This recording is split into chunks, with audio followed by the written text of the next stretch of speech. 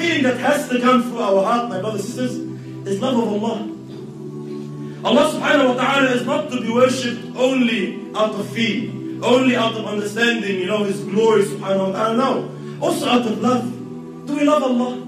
Do you miss Allah subhanahu wa ta'ala? Don't you sometimes feel, Allahu Akbar, Allah in dunya, in worldly relationships, you miss a friend, you pick up the phone and you call him. Say, Wallah, why are you calling me? Wallah, I miss you. Wallah, it's been a while, we didn't catch up. Let's go have a feed somewhere. SubhanAllah, we always have these feelings with human beings. Lovers, SubhanAllah, a male and a female, a husband and a wife, Islamic environment, a husband and a wife. The guy is overseas, he hasn't seen his wife in a long time. He picks up the phone and with no exaggeration, he is really enjoying the phone call. He doesn't want the time to end, theoretically speaking. Yeah, he doesn't want the phone call. The wife more, usually, she really is enjoying the phone call. Please, call me again. We are enjoying the discussion. Why is it with Allah we don't have these feelings? Muhammad sallallahu alayhi wa sallam used to say, Arihna biha ya Bilal. Tell Bilal, call adhan, let us stress. We're tired of this garbage. We're tired of this dunya.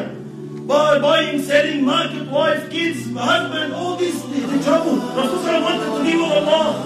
He missed Allah. He loved Allah subhanahu wa ta'ala. The Sahaba learned from him. They said this on sallallahu alayhi wa sallam. The story of Abdullah ibn Amr radiyallahu ta'ala anhu, a young man, like many of the youth here, mashallah. A young man, in narrations, the difference between Abdullah ibn Amr's age and his father, Amr ibn al-As, was around 11 years. I know it sounds weird, but this was the tradition then. So Amr ibn al-As, his father, had his son when he was 11 years old. Abdullah ibn Amr. So they were like father and son, but there was only like an 11-year gap between them. So very, very, very close to one another. So Abdullah ibn Amr radiallahu anhu was a abid. He was the worshipper of Allah. No mucking around, no joking, fasting every day, tahajjud every night, all night. Fasting in the morning, Allahu Akbar. Dhikr of Allah, ibadah, da'wah, ilm, name it. He was one of these youth that dedicated themselves to Allah to the extent that his father had to force him to marry. He's one of those people that the father had to actually, now get married. And it wasn't because of work or because he had the haram. No, he was dedicated to Allah. He didn't have time to think of these things. SubhanAllah. They don't exist in our time. So Abdullah ibn Amr radiallahu anhu was forced to get married. Allahu Akbar. I want you to imagine the feeling going through a young man's heart on his wedding night. What do you think of? Our youth are smiling, I know. Your wedding night, the first night, that's it, And for them, he didn't have he didn't meet his wife for 10 years beforehand. No. It's the first time to see his wife. It's the first time to actually, probably see a female in Medina. He actually is seeing, they're full of shahwat, they were true men, they're full of desire. And Abdullah ibn Amr radiallahu anhu says to his new wife, Allahu Akbar, please allow me to pray 2 rak'at. Allow me to pray 2 rak'at. In this time, he's thinking of Allah. In that time, we pray. I don't want to speak about myself, but people that pray Isha on that night, they probably pray 5 rak'at, 3 rak'at. You can't think properly. Abdullah ibn Amr radiallahu anhu in this time is remembering Allah. He's focused on Allah. SubhanAllah, he's there, emotion. He's saying, please allow me to pray. How can I spend the night? Not that. He wants to pray salah. He starts praying and takes off. Forgets about his wife, forgets about his newlywed, mashallah, dressed up for him, beside, he's praying until Adhan al-Fajr.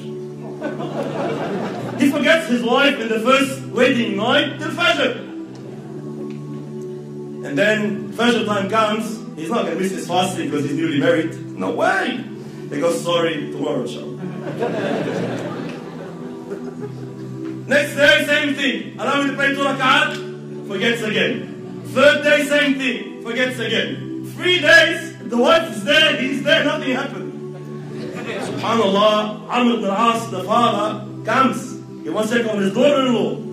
He goes, mashallah, how's my son? Give Abdullah money. She goes, wallahi, ni'ma zawj. What a man you've brought up, Allahu Akbar.